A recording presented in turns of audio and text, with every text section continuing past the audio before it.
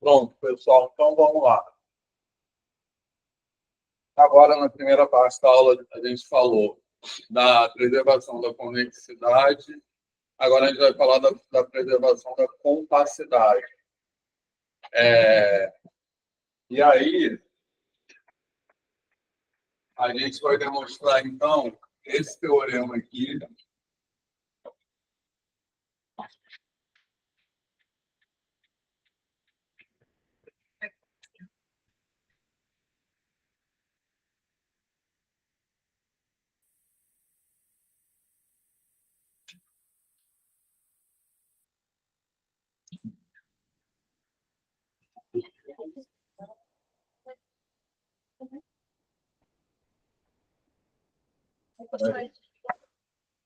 Pode. Pode. Acho que tem que pegar no vídeo todo. Ah, tá.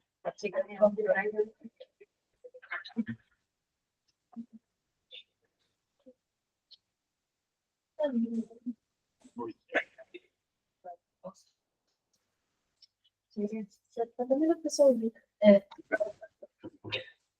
Cara, tá chata, né? Você só nota como difícil. Não, a gente tava nós mesmo falando. Não, eu prefiro porque o barulho Eu farei, tipo assim, costumo com ele bem. eu prefiro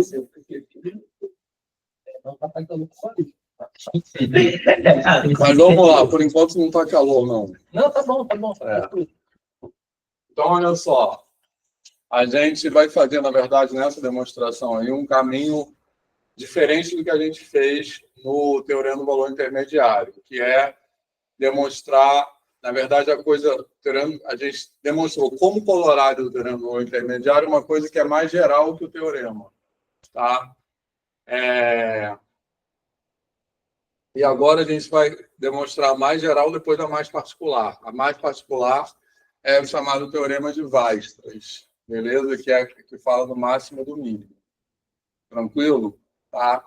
E aí a gente vai demonstrar que uma função contínua, um domínio compacto, Eu esqueci de escrever a tese. Então, f de k é compacto.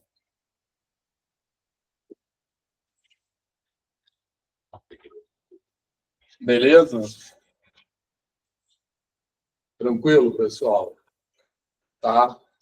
Então, a gente vai demonstrar isso aí diretamente da definição de conjunto compacto que a gente usou aqui. Tá? Então, lembrando que a definição de conjunto compacto que nós usamos, existem outras possíveis, é que um conjunto é compacto quando qualquer sequência dentro do conjunto tem uma subsequência convergente para um elemento do conjunto.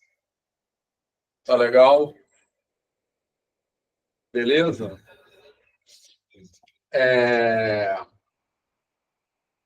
E a gente sabe também, que a gente também já demonstrou isso, que na reta um conjunto é compacto sem somente ser limitado e fechado. Beleza? Então, olha só. A demonstração desse teorema aí é bem direta também. E é bem curtinha da definição. Tranquilo? Então, eu quero mostrar, a hipótese é mostrar que f de k é compacto. Então, eu vou pegar yn, uma sequência dentro de f de k. Beleza? Tranquilo? E eu quero mostrar que essa sequência tem uma subsequência convergente para um elemento pertencente a f de k. Beleza? Tá? Aí, eu vou pegar o quê? A sequência das contra-imagens disso aqui. Tá? Como cada elemento dessa sequência, cada termo dessa sequência está em f de k, então cada termo dessa sequência é imagem de alguém que está em k. Tá legal? Beleza? Então eu vou ter, para cada n, eu vou ter um xn pertencente, desculpe, a k tal que f de xn é igual a yn, tá beleza? Tranquilo? Tá. Agora, basicamente, eu sei que K é compacto. Então, essa f de xn tem uma subsequência xnk, que é convergente para um elemento, deixa eu ver só a letra que eu usei aqui. A. Para um elemento A pertencente a K. Beleza? Tranquilo? Então, agora é só usar a continuidade. Beleza? Tranquilo? Então, como eu tenho uma sequência dentro de K convergindo para um elemento de K, tranquilo? E a função é contínua, então f de xnk converge para f de K, para f de A, que pertence a f de K. Então, isso mostra, repara, que essa aqui é uma subsequência dessa. Isso aqui é um YNK, beleza? Tranquilo? Então, isso acaba a demonstração. Certo, pessoal? Beleza? Eu peguei uma sequência YN contida em F de K, beleza? E ela tinha uma subsequência, certo? Tranquilo? Que converge para um elemento F de A que pertence a F de K. Então, isso mostra que F de K é compacto. Tá certo? Beleza? Alguma dúvida? Então, isso mostra que uma função contínua leva compactos e incompactos. Tá? E agora um corolário, posso apagar isso? Um corolário disso, a segunda parte vai ser bem mais curta, tá? Que a primeira. Depois eu vou fazer só um exercício. Um corolário disso, não era eu ter apagado isso aqui, mas tudo bem. Que aí é um teorema que é conhecido como teorema de Weierstrass, e que é muito usado em cálculo para problemas de otimização, etc. É eu pegar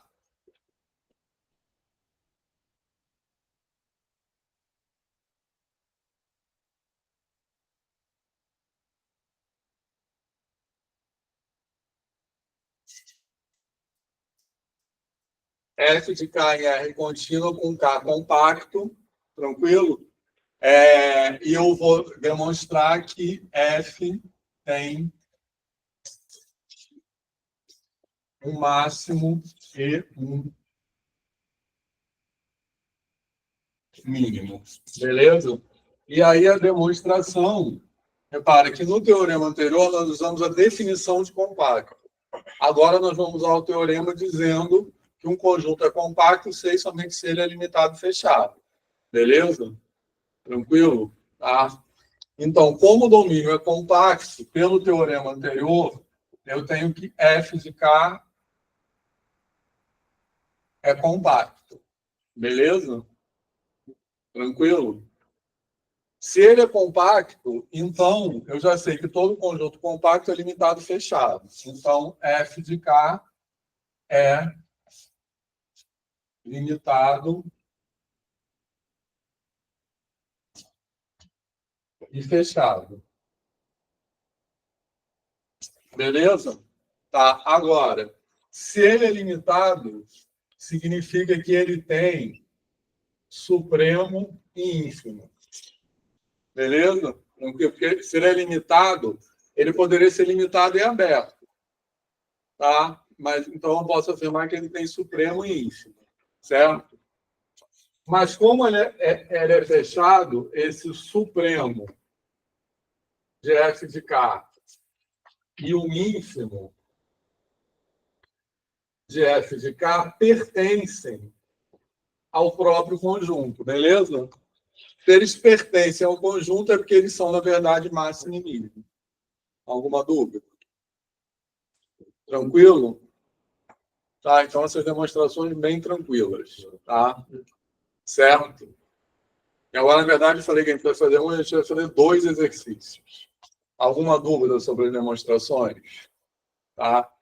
O exercício agora que eu quero fazer é o mesmo que a gente fez com o teorema do valor intermediário, que é o exercício de dar contra-exemplos. Tá legal? Beleza?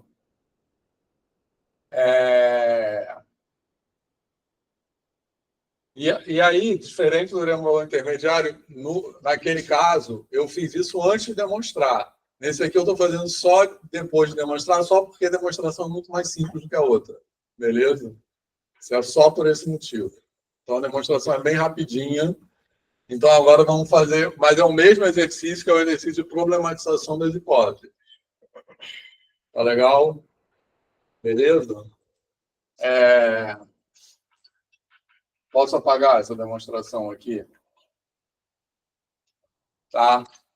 Então, a gente vai dar contra-exemplos. O exercício é dar contra-exemplos que demonstrem que eu vou considerar 3 hipóteses do teorema, né? Considerando que o conjunto compacto é limitado e fechado. Beleza? Tranquilo?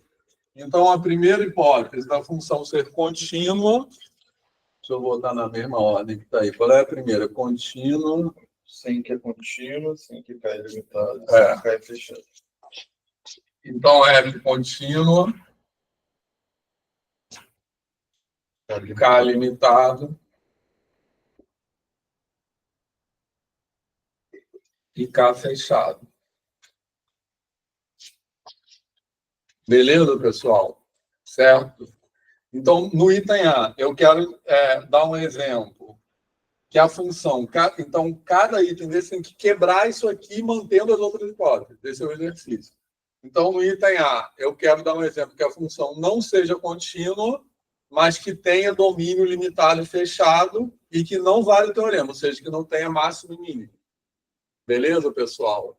Tá? Aí, eu posso dar um exemplo assim. Aqui, item A. Vou ter o domínio aqui limitado e fechado. E posso dar um exemplo assim, ó. A função... não, desculpa. A função descontínua, né? Então, posso fazer assim e assim, beleza? Tem uma descontinuidade aqui, tranquilo? Ou poderia até ser uma assíntota aqui, beleza? Aqui, na verdade, nesse exemplo que eu dei, essa função tem supremo e ínfimo, beleza? Mas não tem máximo e mínimo. Mas ela poderia nem ter supremo e ínfimo. Eu poderia botar uma coisa tipo uma assíntota aqui. Tá legal? Certo? Na verdade, para ela ser contínua, quer dizer, para ela estar definida no intervalo, vou botar um pontinho aqui no meio. Porque senão esse ponto aqui não pertenceria ao domínio. Então, vou botar um pontinho ali no meio para pertencer ao domínio, tá? Beleza, pessoal? Alguma dúvida? Tranquilo? Certo? Ele não tem nem máximo nem mínimo. Ele pode ir até para baixo, né? Mas ele não teria o máximo. Basta ele não ter ou máximo ou mínimo, né? Isso já quebra o teorema. Eu estou dando um exemplo que quebra as duas teses, mas ele bastaria quebrar uma delas. Beleza, pessoal? Certo? Só lembrando que quando a gente fala máximo ou mínimo da função, ou supremo e ínfimo da função, a gente quer dizer máximo e mínimo, ou supremo, ou ínfimo do conjunto imagem da função. Certo? Beleza? Tá tranquilo isso? Tá? Bom, aí no item B, eu quero dar um exemplo de um domínio não limitado. Certo? Tranquilo? E aí a função contínua, num domínio não limitado, e que ela não tenha, como o Marcelo falou, ou máximo ou ínfimo, ou mínimo. Beleza? Aí basta eu dar um exemplo de uma função que tenha, por exemplo, domínio não limitado. Então, faz de conta que o domínio é isso aqui. Certo? Beleza? Tranquilo? Então, no caso, ela tem uma assíntota vertical, horizontal. Então, no caso, essa função tem máximo, mas não tem mínimo. Repare que ela tem ínfimo, mas não tem mínimo. Porque a imagem dela é um conjunto fechado aqui e aberto aqui.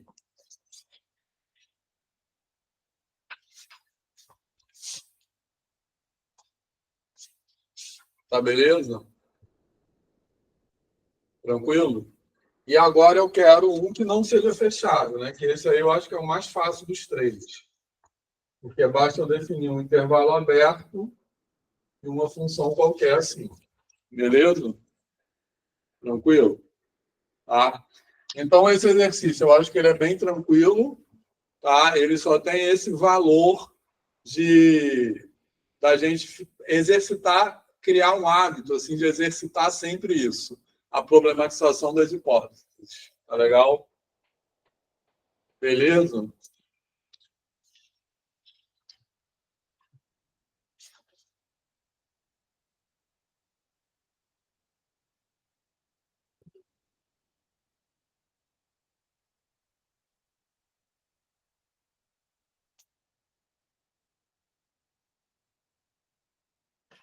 Alguma dúvida?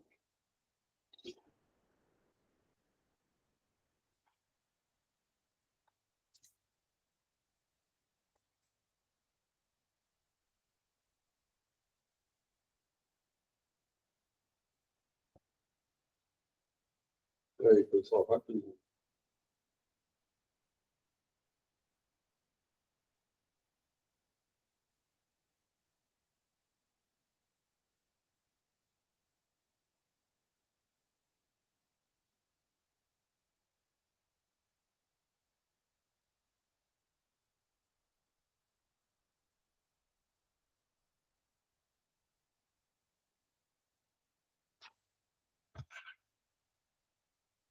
Beleza, pessoal?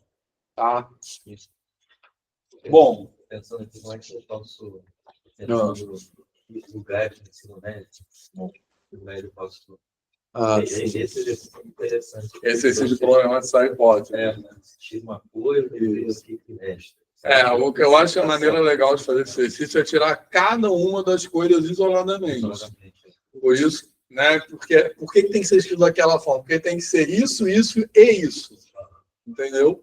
Então, para isso ficar bem, tem que tirar cada uma dessas coisas separadamente. Uma das coisas que eu pensei. Eu não sei responder no ensino médio, tá? Mas com certeza tem coisa.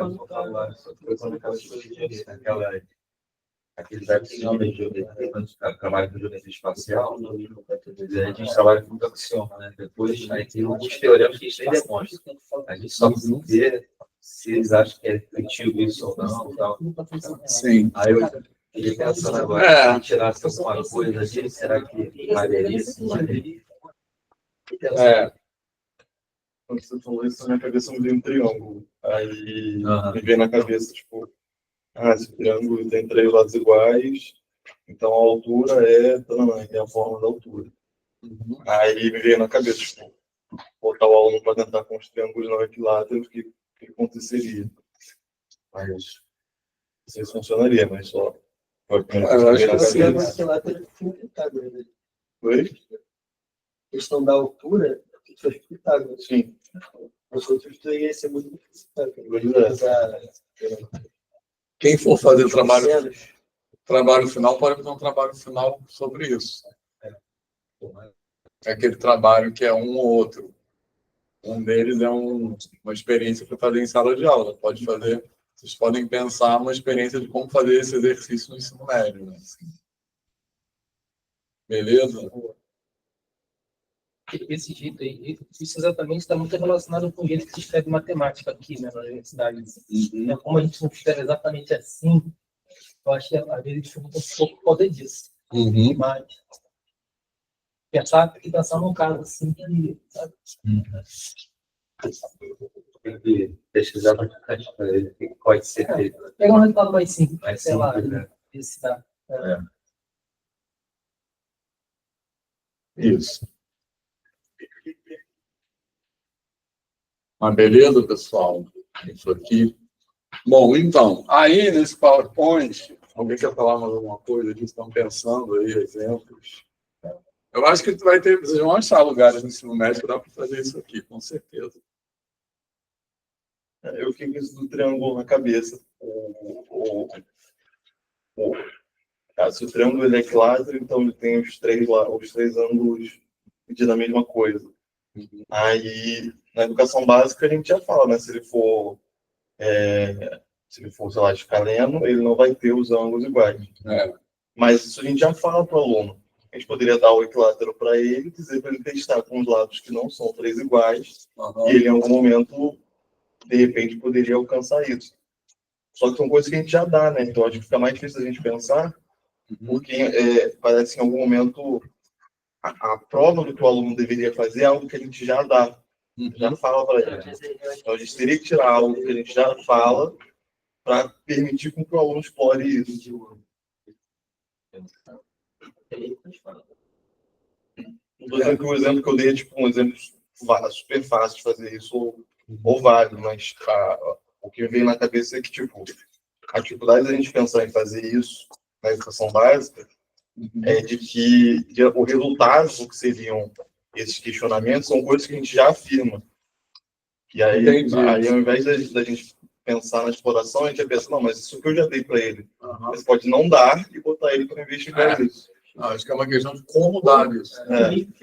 Assim. Você já tenha dado, já tenha visto, ele vê, tipo assim, vê na prática. Para ele mesmo se convencer daqui. Isso, exatamente. É como falar sobre isso, né? Assim, falar sobre isso dando dessa ênfase. Três lados iguais. Tem que fazer os três lados com os três lados iguais com ângulos diferentes. Aí vai tentando com o transferidor, aí vai conseguir. O pessoal faz muito isso com palitinho, né? Para fazer desigualdade triangular lá. E aí você tenta fechar, não consegue. Isso. É verdade. É um pouco assim. Isso. Beleza? Bom, aí, outra coisa, a gente fez essas demonstrações aqui, e aí nesse PowerPoint tem uma coisa que a gente não vai fazer, mas depois vocês podem olhar, quem se interessar, tá? Que é a demonstração desses dois teoremas por outro caminho, porque no caminho que a gente fez aqui, a gente já demonstrou no caso particular. O caso particular é R, tá?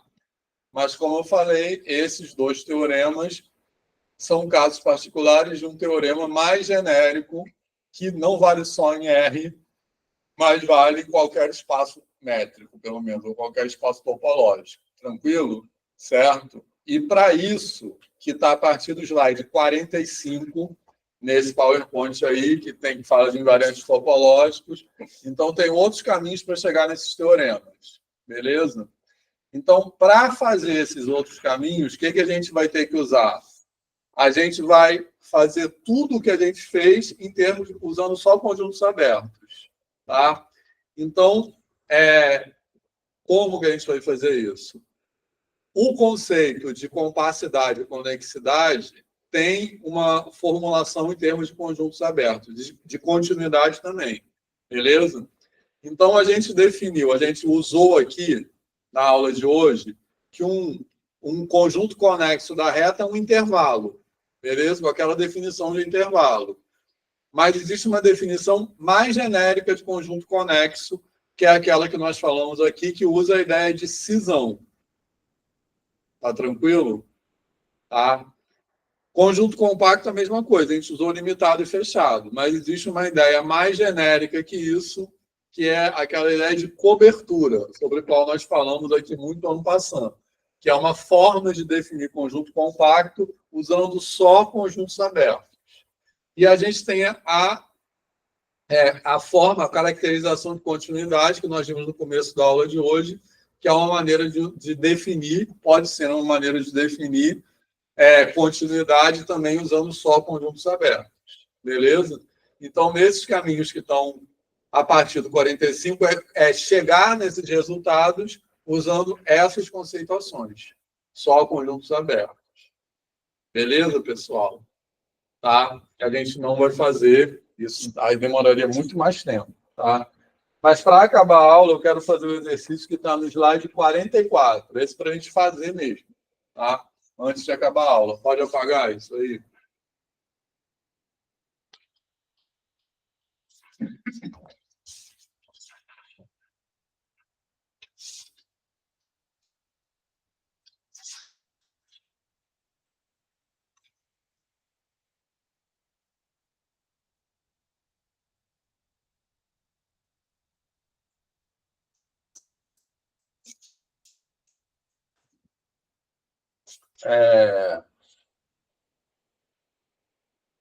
Então, esse exercício é um exercício verdadeiro ou falso, tá?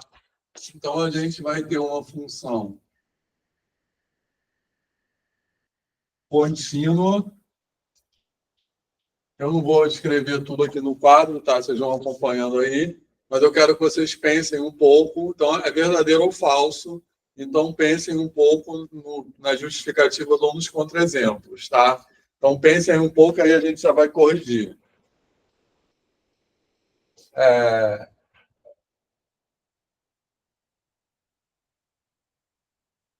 Na verdade, podem fazer só até do item C para diante, tá? Porque o item A e o B não tem nada de muito. Um intervalo aberto.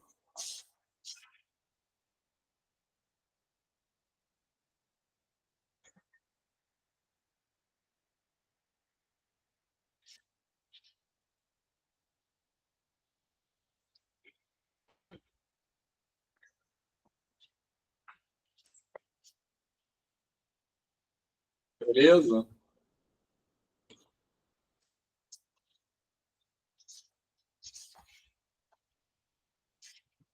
Esse aí a gente já fez, eu já falei o contra-exemplo desse na aula de hoje.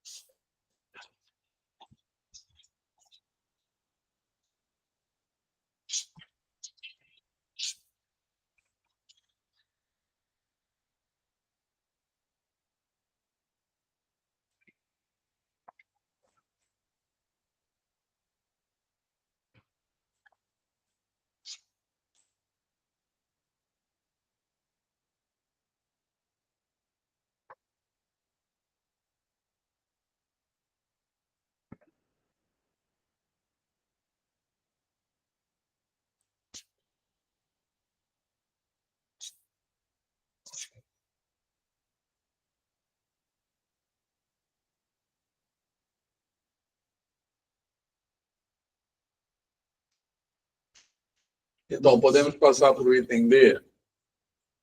Sabem qual é a resposta do item C? Quer dizer, falsa. Sabem qual é o contra-exemplo?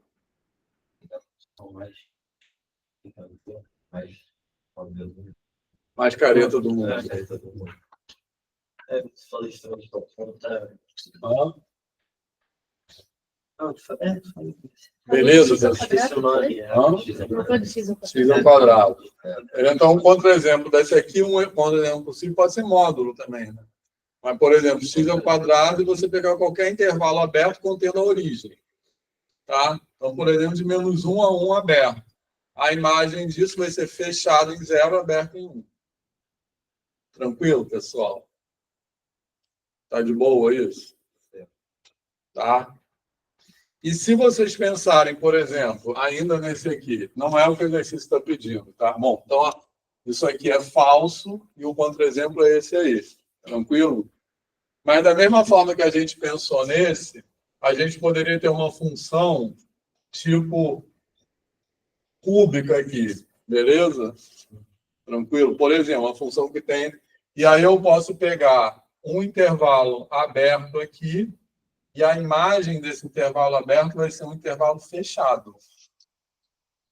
Beleza, pessoal? Perceberam o exemplo? Tranquilo? Porque ali na parábola, eu botei um intervalo aberto que contendo um ponto de mínimo. Então, esse ponto mínimo dobrou o intervalo. Agora, eu estou dobrando 2 vezes. Beleza? Certo? Então, essa função aqui, por exemplo, eu posso ter um intervalo aberto que vai no intervalo fechado, que é mais do que o exercício pede, tá? O contra-exemplo que eu preciso dar para responder esse exercício é que eu tenho um intervalo aberto cuja imagem não é um intervalo aberto. Tranquilo? Então, o exemplo da parábola já serve. Ah, mas eu estou dando um outro exemplo mais radical, digamos assim. Beleza, pessoal? Alguma dúvida? Certo? Agora o item B. Eu falei que eu não me escreveu, mas eu acabei escrevendo isso aí, não vou escrever mais não. O item D é que intervalo fechado gera um intervalo fechado. É falso ou verdadeiro? Por quê? Hã? Intuição e distinguir. Tá, então pensem um pouco. Não vou dar a resposta tão rápido. Teria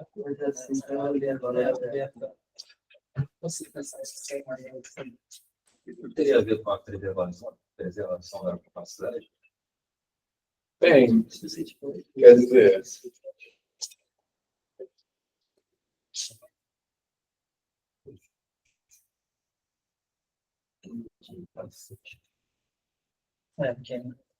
então, o que a preservação da compacidade diz? Tem a ver com isso, com certeza. Mas a preservação da compacidade diz que se a gente tem um intervalo limitado e fechado, a imagem é um intervalo limitado e fechado. Beleza? Mas a preservação da compacidade diz que isso é verdade com intervalo limitado e fechado. Aqui eu estou dizendo um intervalo, no item D, que não é esse aqui, eu estou dizendo um intervalo fechado. Só. Então, no intervalo fechado, isso é verdadeiro?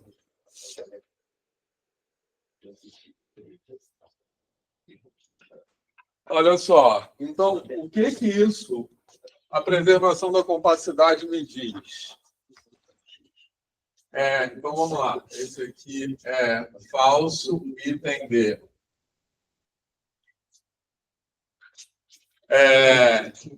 Ele está perguntando assim, será que sempre a imagem de um intervalo fechado é um intervalo fechado? Se esse intervalo, além de fechado, for limitado, a gente sabe que é. Então, a única chance que a gente tem de procurar contra-exemplo para isso é no intervalo fechado e não limitado. Então... A gente está conversando sobre isso, você pensando com uma síntese. Isso, então é isso mesmo. Eu pensei em fazer uma função com a síntese e ela vai para mais, para mais infinito e definir um ponto daquela função. Basta ir para... Só ir para um. Só para ir para um, exatamente. E definir um valor aleatório para aquele ponto. Nem precisa para... Pode, se for para... não, se for para infinito, não serve. Tem que ter uma cinta horizontal, entendeu? Não, o x ir para infinito, não a função ir para infinito, entendeu? Então, esse aqui é falso também. O contra-exemplo é isso aqui, ó. Eu posso pegar, que eu até já tinha desenhado aqui, uma função tipo isso aqui, ó. Esse aqui é o domínio D. Beleza? Então, o domínio D que eu estou desenhando aqui é um conjunto fechado e não limitado, beleza? Quem é a imagem dessa função? É isso aqui, beleza, pessoal? Você disse que esse domínio não é fechado. Você disse que esse domínio é fechado? Não, é fechado e não é limitado. Esse domínio aqui é fechado. Hã? Esse aqui? Não. Esse domínio aqui é tipo de alguma coisa a infinito. Então, esse conjunto aqui é fechado. Nós já tínhamos falado sobre isso. Qual é o fecho desse conjunto? O fecho desse conjunto é ele mesmo. Então, ele é fechado. Então, a gente até tinha falado sobre isso quando a gente falou de topologia. O fato de ter esse símbolo aqui, beleza, não significa que ele seja aberto, porque é uma coisa diferente você falar do intervalo aberto em B e aberto em infinito. Esse aberto em infinito não corresponde ao aberto topologicamente. Beleza? Porque não existe fechado em infinito. Então, esse conjunto aqui é fechado. Esse conjunto aqui é fechado e não limitado. Beleza, pessoal? Alguma dúvida? Certo? Tranquilo? Agora, o item ele leva um conjunto limitado e um conjunto limitado. Isso é verdade? Sempre que eu tenho um conjunto limitado, a imagem é um conjunto limitado? Não, aí agora pode ter a síntese vertical. Beleza? Tranquilo? Então, eu posso ter, também é falso. Então, eu posso ter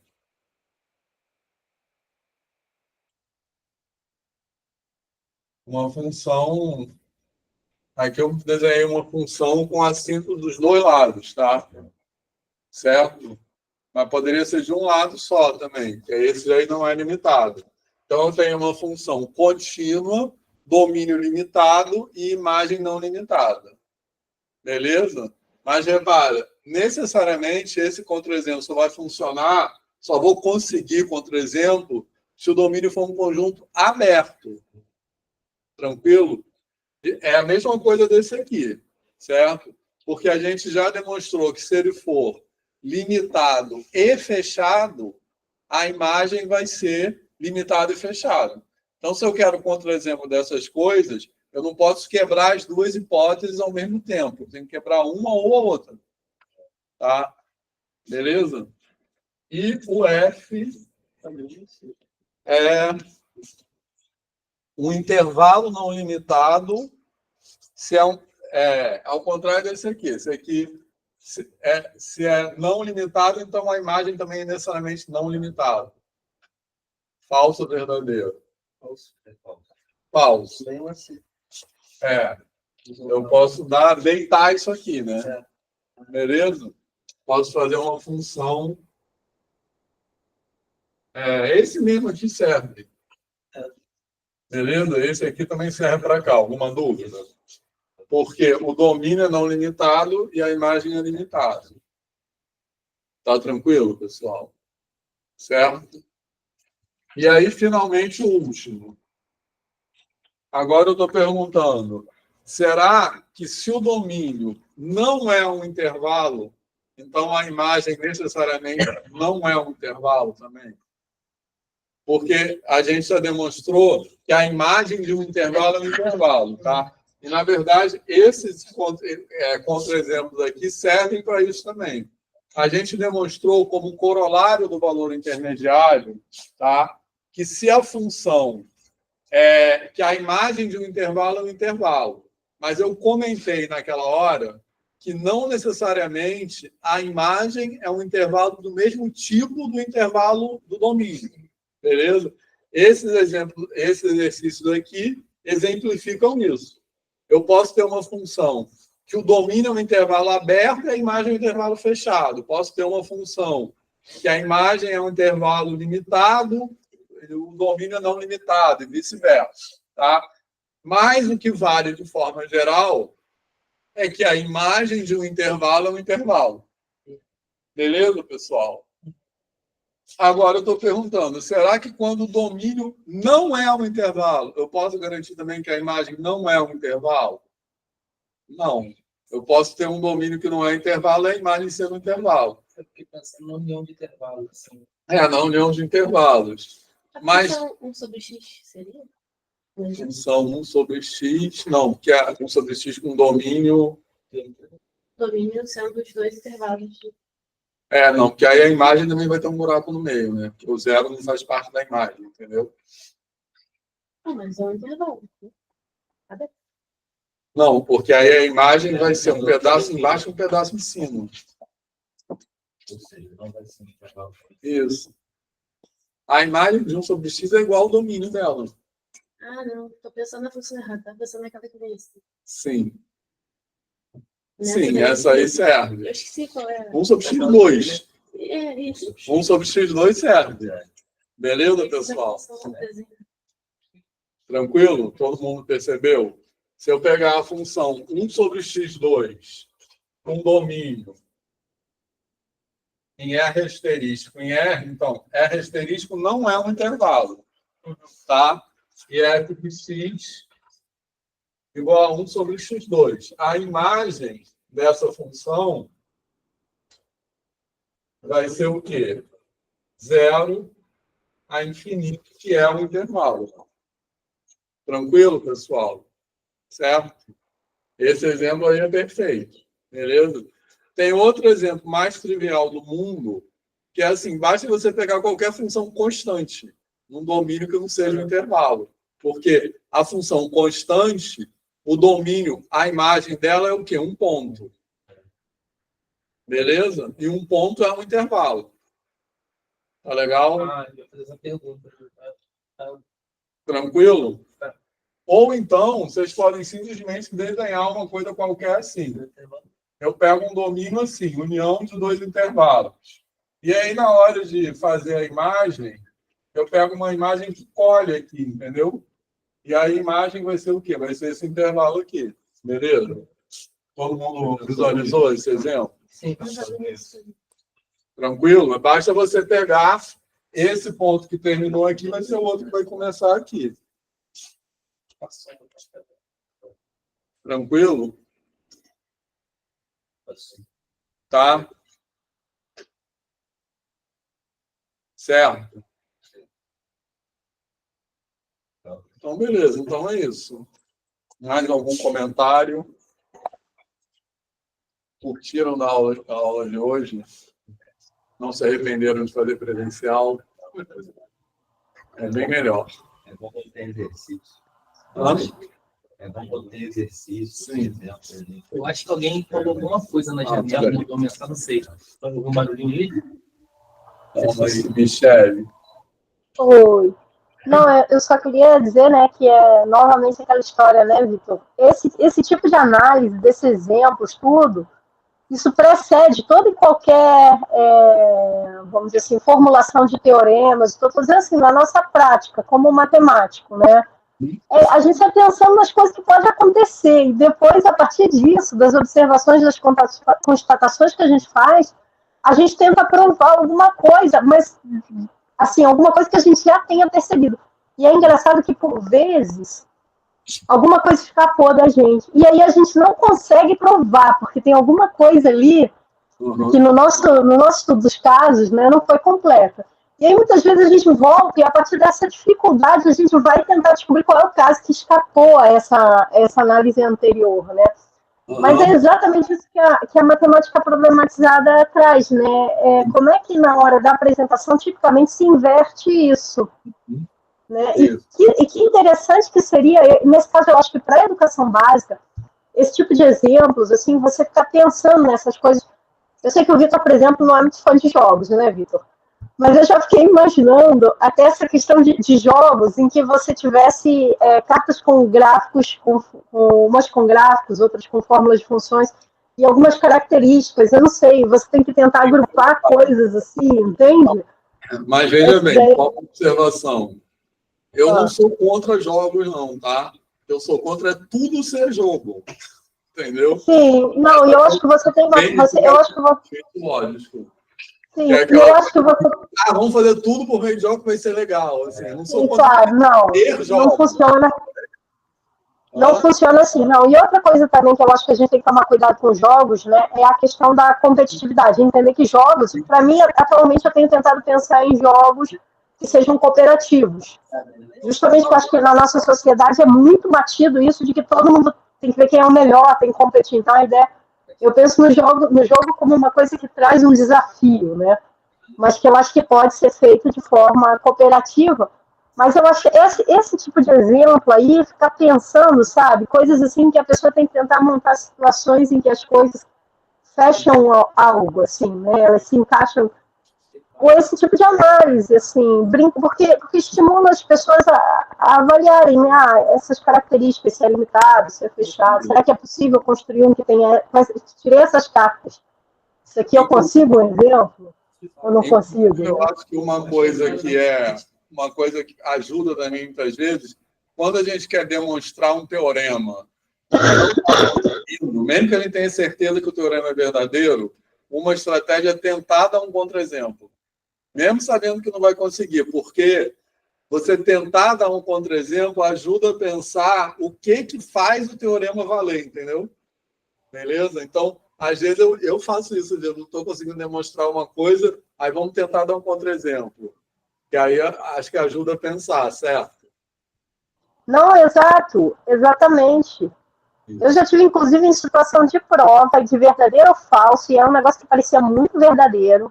A maioria do pessoal, até da turma, botou que era verdadeiro, estava lá limpa.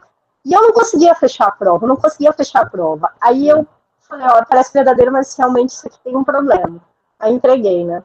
Aí, teoricamente, eu era a única pessoa que tinha errado, porque todo mundo tinha posto verdadeiro. Só que eu postei um contra-exemplo no final de semana. Entendeu? Ou seja, daí quando eu construí o contra-exemplo, eu entendi por que eu não estava conseguindo provar. É aquilo, né? A gente não consegue provar, volta aos exemplos, e aí você consegue entender o que estava faltando ali de hipótese. Faltava hipótese para aquilo ser verdadeiro. É esse jogo do tenta, não consegue, então se não é possível provar, deve ter um exemplo que não dá certo.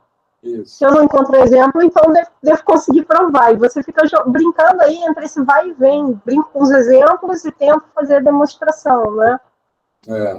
Isso aí. Aí chega na hora de ensinar, o pessoal diz assim, não, agora vamos organizar tudo. Separa essa parte para cá, vai para depois, essa parte para cá, vem para antes. Não é? Então, não faz nenhum sentido. Posição rascunho, né? Assim, como se fosse um serviço falado. Isso aí. Legal. O que mais?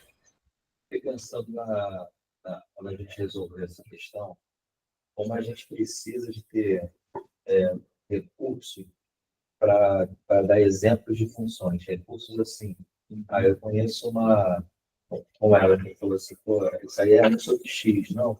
É 1 sobre x ao quadrado, ou seja, como é importante conhecer a função, né? Conhecer como é o aspecto do comportamento da função. Eu lembrei das suas aulas de cálculo, você fazer uma revisão para o pessoal que entra na pós, muitos anos atrás, e eu acho, né, que você ainda faz isso na licenciatura. Aquela coisa de calcular a derivada primeira, ver como é que a função. Aquilo daí é muito importante, porque aquilo para mim foi muito importante, porque esse tipo de exercício eu não fazia não fiz na graduação. Você investigar o comportamento das funções, das públicas, das quádricas, enfim, como é que são as raízes e essas coisas, né? E como é que você, a partir dali, você começa a entender como é que surge a assíntota, né? Como é que você começa a observar que é um universo de funções que podem ser construídas. E essas são as bem comportadas. Isso aí. E aí isso te dá recurso para poder imaginar. Pô, isso é possível construir, né? Porque, às vezes, quando a gente bota para o aluno, às vezes, uma função pode ser assim, não, pode. E eu falo, cara, qual é a lei dela? Está tudo muito arraigado, né? Enfim, essa questão do recurso é muito importante, trabalhar essa ideia de significado de função para o cara se permitir imaginar essas coisas. Eu ainda faço isso, com certeza. Acho que é muito legal que você lembra desse curso de cálculo, vocês sabem, né? Que era um curso preparatório que tinha aqui. Não viram falar nisso, não. Era nesse curso preparatório na época, muito tempo atrás, que a prova de acesso ao PEMAS basicamente era uma prova de cálculo. E como na época não tinha nenhum curso de mestrado em educação matemática no estado do Rio de Janeiro, foi o primeiro, né? Assim, tinha muita demanda reprimida. Então, tinha muita gente que estudou cálculo há muito tempo atrás, então a gente ofereceu esse curso. E eu, acho que eu já falei, eu adorava dar esse curso, sabe? Porque era uma turma que devia ter umas 200 pessoas. sem exagero, porque ela é aquela sala do bloco F2 ali, sabe, aquele anfiteatro, lotada, o chão lotado, não é? Sim. Gente sentada no chão, gente em pé, a sala literalmente entupida de gente. Assim. Eu adoro turma lotada. Assim. Isso aqui é ruim pedagogicamente, mas enfim. Esse curso, de repente, podia a gente pensar em ter isso como um curso de extensão, né? De repente, alguma coisa assim. Não necessariamente cálculo, mas algum curso assim que falasse do conteúdo matemático de forma problematizada. Isso foi antes de existir problematização formalizada, né? Mas eu já pensava dessa maneira. Assim. Enfim. Então é isso. O que mais? Vocês querem mais alguma observação, mesmo que seja geral, sobre a disciplina? Eu acho que isso que ele falou agora está relacionado com o que a gente estava falando mais cedo da raiz cúbica de 7, que ali eu acho que tem que estar um pouco relacionado com o que o pessoal costuma chamar de senso numérico, certo? O poder de você olhar para uma raiz cúbica de 7 e saber mais ou menos como é que a cara dele, onde é que ele vai aparecer. E isso, talvez, é para a gente pensar, não sei, senso diferencial, algo nesse sentido de você pensar numa função e ela conseguir dizer como é que é a cara dessa função. Essa função vai ser mais ou menos assim. Ainda que você não consiga dizer de primeira qual que é a lei e tal, mas você tem uma ideia de como é que você quer que aquele negócio se comporte para encaixar dentro do que você quer. E aí você... Lembra quando eu fiz pré-cálculo lá, tinha uma parte que a gente ficava tipo assim, e se eu adicionar 2 aqui dentro do domínio, dentro da aspecto analítica mesmo, o que vai acontecendo, né? Como é que ela anda, como é que ela dilata, como é que ela encolhe. Isso é super importante, porque você vai entendendo, agora vai mexendo, né? Sim. E aí, quando você bota derivada no meio, cálculo aí. É por isso que, tipo assim, né? Aquele negócio, sabe? Fazer gráfico de função, hoje em dia, qualquer negócio faz, né? Tem um monte de programa que faz. Mas o legal de você fazer essas análises de esforço do gráfico é justamente você entender como que ela se comporta, né? Só de olhar para o negócio. Ela vai se comportar. Isso. Acho que é você saber manipular. Isso. Escolher fazer com ele o que você quiser. Isso. Perfeito. Eu fiz cálculo de uma variável. Não foi nem lembrado. Ele coloca muita questão, ele colocava muita questão de... Ele te dava uma característica da função e você criava uma função. Isso, tem assinto, não sei onde. Isso era muito importante, assim, para você entender que tipo de funções se comportavam de tal maneira. E alguns eram impossíveis, por exemplo. Alguns eram possíveis, alguns eram impossíveis. Quero eu dizer, né? Quando é impossível. Foi bem legal fazer esse tipo de questão. Você colocou na prova, né? Eu acho. Aí, com licença, ele falou, você vai constituir um repertório, assim, né? Chegando nessa hora, você sabe, tem que ter assim, tem que ter isso. Tem uma função que tende ao infinito, quando o limite de x tende a mais infinito, e tem uma assíntota horizontal, quando x tende a menos infinito, uma assíntota vertical um ponto, certo? E aí você ia ter que inventar ali, era legal, eu gostava de ficar brincando. Meu cálculo, infelizmente, foi álgebra. Foi o que me travou um pouco no início da graduação. Álgebra. Não, o cálculo, você só chegar a calcular, fazer conta. O meu cálculo foi assim, um cálculo desse, que é chegar e isso me travou muito isso, porque eu não falo, cara. Pois é isso que eu falo. Ficar fazendo aí pra decorar, até botei. Calcular o limite. Até aquele texto que eu botei na prova, vocês leram? Eu botei como um texto meu, que eu botei como referência na última questão da prova. Ainda não que eu cheguei, né? Tá. Mas é um texto que fala um pouco disso, né? Das disciplinas de cálculo hoje. E que eu falo isso, a disciplina de cálculo, basicamente, ela foi inventada na década de 60 e ela continua sendo dada da mesma maneira que ela foi inventada, então é só fazer conta, isso não faz... Isso perdeu completamente o sentido. Até para, por exemplo, engenheiro. Até para engenheiro. E eu gosto de usar trazer aquela cena que tem nesse artigo, uma foto daquele filme, Estrelas Além do Tempo, que vocês, quem não viu, deve ver, né, que fala do racismo e tal, mas tem também umas cenas assim, que a pessoa fazendo umas contas gigantescas num quadro negro enorme, assim, subindo uma escada para escrever no quadro, assim. Então, a gente dá aula de cálculo como se a gente estivesse naquele tempo, né? Assim. E esse negócio de dar exemplo também é uma coisa legal para quebrar isso, né? Porque a gente está muito acostumado a exercícios de cálculo que sejam faça isso, certo? E não invente alguma coisa. Exercício de cálculo não, de matemática, em geral. Né? Só mais um comentário com relação aqui, assim. O comentário seria com relação a esse tipo de exercício assim, que eu gostei bastante, né, de você tirar algum elemento da hipótese, que você está pensando aí como é que eu poderia fazer isso no ensino médio, né? Isso é o que ficou também, que está me marcando bastante. Outra coisa é a prova. A prova fazendo em casa é uma coisa completamente diferente de você ter uma prova tradicional você fazendo no local. Então você busca, você vê se é isso mesmo, né?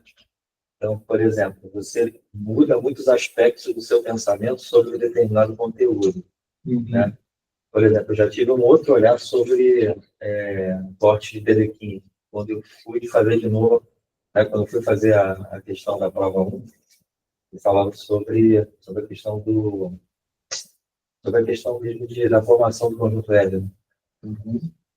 E, enfim, você vai ressignificando coisas. Fazer uma prova em casa é completamente diferente, ou seja, do que fazer no local, né? É aquela forma tradicional, né? Então, acho que foi muito acertado isso. Então, aquela forma tradicional de fazer a prova, eu falei isso no começo, acho que a gente tem que abandonar. Essa forma de avaliação que eu faço aqui, eu não sei se dá para fazer da mesma forma na educação básica, mas a gente tem que pensar em outras formas de avaliar também na educação básica, assim, porque a gente tem que pensar o que aquele modelo convencional de avaliação está fazendo, né? Aquilo é basicamente uma máquina de moer carne. Né? Assim, o que isso está fazendo, especialmente na educação básica? Quando a gente bota uma pessoa para fazer uma prova presencial sem consulta com tempo limitado, o que você está avaliando, né? Na verdade, você está peneirando. E o que resulta dessa peneira? Né? Assim, não é necessariamente algo que seja coerente com os objetivos que a gente espera de uma educação. Né? Assim, então, acho que realmente é muito importante a gente pensar nisso. Isso está até me inspirando esse ano, a terceira série, eu fiz o seguinte, eu botei para fazer trabalho, para fazer apresentação no seminário. Apresentar e discutir ideia. E uma das formas de avaliar é como é que a apresentação dele vai contaminar a turma para a discussão de ideias. Legal. Entendeu? Como é que eles vão fazer isso? Oi? Em que ano? Terceira série, do ensino médio. Aí eles gostaram, porque não vão fazer prova. Não vou fazer prova. Ainda mais no terceiro ano já vão fazer Enem, né? Exatamente. Eles só querem se formar. Eles só querem se formar. Sim. Eu fiquei, agora da prova, eu fiquei pensando, eu fiz análise na graduação, fiquei pensando como é que eu fiz prova naquela época, assim, porque, tipo, não tem como chegar e fazer uma prova dessa, assim, cara. Como é que é possível você chegar e fazer uma prova desse conteúdo todo, assim, em 2 horas? Cara, como é que eu não lembro, como é que eu gravei as paradas na época, eu cheguei e fiz? Milagre, assim, sei lá, não... Hoje não seria capaz, provavelmente tu gravou mesmo. Hoje eu não seria capaz. Gravou e tu não lembra. Eu não lembro mais. Pois acho que isso explica muita coisa. Você gravou, você verdade, você gravou. Ele falou, você gravou na hora, mas a atenção às vezes não faz você lembrar mais nada. Gente, queria fazer um comentário também sobre essa questão das avaliações, né? Eu, felizmente, consegui já eliminar da minha prática, nesses últimos anos, as provas dessa forma tradicional, né? Mais recentemente, inclusive, no ensino à distância, que já tem o CEDERJ, não sei, vários de vocês, eu acho que talvez já tenham tido algum contato, acho que o Danilo já teve, não sei. Ele tem toda uma estrutura fixa, e tem um negócio chamado APT. Até lá eu consegui, de alguma forma, sair dessa estrutura. Porque eu acho que, realmente, além como falou o Vitor, dos efeitos que isso traz, se você pensar de onde que isso vem, isso é um negócio que a gente naturalizou, essa forma de prova, a gente internalizou e toma como se isso fosse uma realidade da natureza, mas, na verdade, os paradigmas que sustentam isso são totalmente fora do que a gente acredita hoje. qual que é o objetivo de uma tal prova? O que ela está verificando? O que você está chamando de avaliar? Entende? Tudo isso, se você for pensar assim, do ponto de vista de embasamento mesmo, embasamento educacional, filosófico, vai contra tudo que a gente acredita, tudo que a gente defende, que a gente tem lutado, né? Então, não faz sentido a gente, ao mesmo tempo eu acho que esse é um grande problema que a gente tem dentro das universidades ainda, né? Muitas vezes, por uma questão até das dificuldades institucionais, e eu acho que na escola também, mas nas universidades você tem muita gente que faz pesquisa, que defende toda uma perspectiva, e na prática continua reproduzindo a mesma lógica que a gente tem aí, que está totalmente em outra direção. Né? A gente,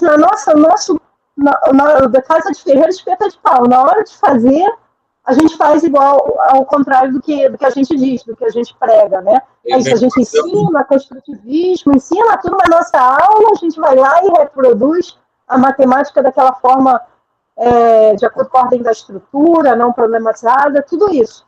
E a avaliação é um ponto muito central.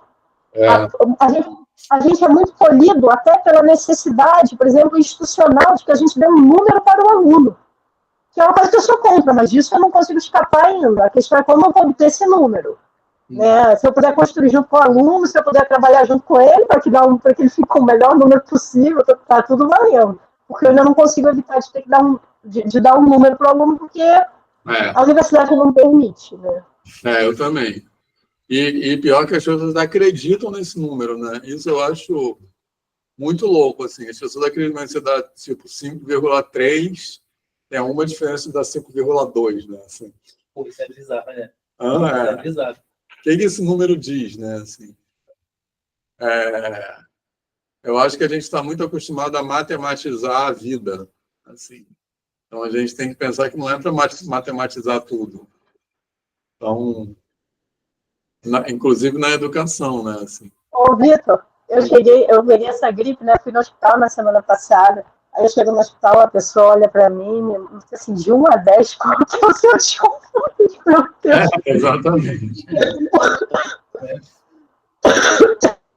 Tem aquele negócio que eu já comentei para vocês, que eu acho que eu já comentei aqui nessa aula, que faz parte da categoria, tem uma categoria de coisas para mim, coisas que eu não falo muito para todo mundo, para não parecer que eu sou uma pessoa insuportável. E uma delas é que eu detesto a Olimpíada. Assim. Especialmente esses esportes aí novos, né, tipo surf, skate, especialmente. Eu acho horrível aquilo virar um esporte olímpico. Esporte tem nota, né? Tipo assim, eu acho completamente... As pessoas têm que parar e pensar no que elas estão fazendo. Tudo bem, eu sei que tem um lado de incentivar as pessoas de favela, caralho, que pratica aquele esporte, então é uma maneira da pessoa ter... Beleza, mas eu acho que a gente tem que parar e pensar no que a gente está fazendo. Então, realmente é razoável o cara pegar uma onda e você vai lá e dá um número. Eu acho essa coisa... O cara não pega a onda, porque na verdade ele não veio, ele se fudeu, tirou 0. Muito maneiro. Tipo, prova de análise. Voltando nisso, porque na outra, claramente, ele teve uma manobra muito melhor e uma manobra muito pior. Então, tipo assim, é muito relativo. Qualquer pessoa ele pode ter um critério diferente. Exatamente, isso. Esse negócio com nota eu tenho também um pouquinho de, tipo assim... E as pessoas acreditam que aquilo... Nota.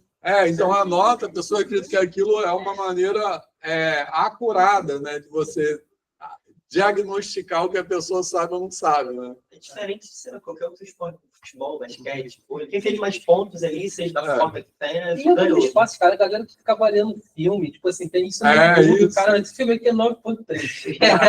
Aí você vai lá no negócio, não, esse filme aqui é 4,5 estrelas. Caralho, o que é isso? Na verdade, eu nem tinha pensado nesse negócio da onda vir ou não, né? Que ainda tem isso. Tem isso, sim. E agora falou, avaliar com nota de 0 a 10. Eu não tenho, tipo assim, 10 estados diferentes em relação a uma coisa, cara. Eu posso gostar, não gostar, eu gostava do mesmo. Um pouquinho mais, um pouquinho menos, tá bom. Eu não gosto de 7,3 de nada. E assim, eu falo isso no surf, eu não sou surfista, né? Nunca fui surfista, mas eu gosto de praia, eu gosto de cachoeira, eu gosto de trilha, gosto dessas coisas. E tipo assim, você pegar a onda, você tá lá com a onda, com o mar, uma relação, assim, uma parada muito maneira, assim, você entrar dentro da onda, mergulhar, aí você, tipo, para mim, você transformar isso num esporte olímpico que tem hierarquia, que tem nota, que tem número, é uma maneira de esvaziar, para mim é matar aquilo, é esvaziar isso de maneira também de espírito. comercializar, né? E sobretudo a maneira de comercializar. Skate é a mesma coisa, né? É meio que para você pegar emprestado ali ritmidade. Tipo assim, agora o skate não é uma parada tão importante, do atletismo com o negócio grego. Não, cara. Tipo, foda-se. Assim. O skate é isso, né? Você ficar lá viajando na pista, virar de cambalhota, não sei o quê. Aí, tipo assim, vamos ver qual é o melhor. É isso aqui. Eu já tinha essa sensação com ginástica olímpica, né? Que a pessoa tem que botar o dedinho em tal ângulo, senão... E as notas são muito loucas, né? É com 3 casas decimais, né? 8,732, assim. Como é que vai dar uma... Cara, não tem calor ainda tá essa porra. E tem os movimentos padrão, né? Que você tem que fazer, né? E tem que não sei o quê, aquelas coisas lá de... argola, cavalo, tem os movimentos padronizados. Você tem que... Então, a questão é o quanto você chega perto daquela perfeição, né? Tipo assim, se fosse uma parada feita por um computador, eu aceitaria melhor. Tipo assim, tem uma câmera ali, que a câmera botou um ângulo ali certinho, aí o computador botou a nota. Mas não, uma pessoa vendo pode dizer, não, você é 9. Não, na ginástica ainda tem uma parada que você começa com 10, né? Você começa com 10 e vai perdendo. Assim. Tem isso. Aí a cada critério você vai perdendo, não sei o quê. Se você faz tal coisa, você perde tanto, e aí tu vai diminuir a nota. Não pode simplesmente ter piscado e não ter visto que jogar o pé um pouco mais pro alto. E agora tem break, né? Também vai ser esporte olímpico. Foi. Não, mas Foi, já. Foi só porque pode botar um esporte olímpico, se você for... Não vai ser na Quem França. decidiu foi a França. Aí tu pode escolher o esporte temporário, pode ser que ele venha depois. Aí geralmente os países colocam um esporte que eles são bons para ganhar mais medalhas. E na próxima o Brasil vai ter fez isso. Não poderia ter botado futsal. Botou um esporte lá que o mundo 15 foi isso. Aí a França foi. Todas as medalhas, quase todas as medalhas foram para a França. E agora a próxima não vai mais O ter. Brasil não vai ter break. Então, mas eu acho que a gente tem que pensar como a gente faz isso em sala de aula. Botou break e levou break todas nesse as medalhas de ouro. Mas eu achei que tinha entrado, eu não sabia disso. Eu achei que tinha entrado, definitivamente. Pode entrar, mas eu acho que não vai, não. Mas foi temporada só para os Aí agora, a próxima Olimpíada vai ser em Los Angeles. Aí, Estados Unidos é muito futebol americano. Aí botaram lá o flag football. O futebol americano sem porrada. Sem o quê? Sem porrada. Você não pode bater nos caras. O futebol americano você bate nos caras. Aí é só encostando. Mas é com aquela arma. Em vez de tu bater, cara, tu só encosta. Mas é com aquela armadura. O flag não. Porque não pode bater. É só encostar. Tem rugby na Olimpíada. Rugby já é. É porradaria.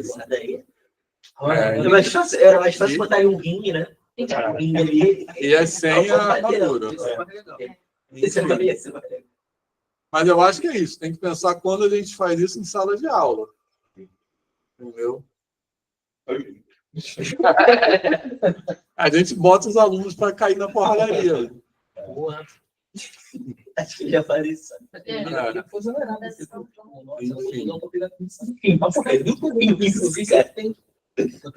Por quê?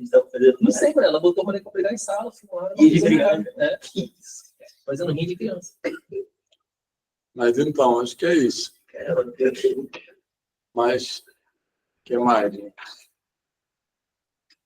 Então, valeu. Obrigado a vocês. Vamos até semestre que vem. E feliz ano novo. Gente, antes do Vitor desconectar, queria só falar que foi muito, muito, muito legal essa experiência esse semestre, que o Vitor, né, possibilitou de eu estar aqui com vocês e junto com ele também. Foi muito legal, foi um prazer muito grande, adorei conhecer vocês, adorei a turma, agradeço muito, Vitor, foi muito bom, aprendi muito também. Foi um prazer. Vou dar um tchau aqui. Muito bom. Espero que a gente possa fazer isso de novo. Tchau, sim, eu também. Valeu. Vamos pensando em possibilidades aí. Vamos. Tchau, gente. Valeu. Ah, Tchau.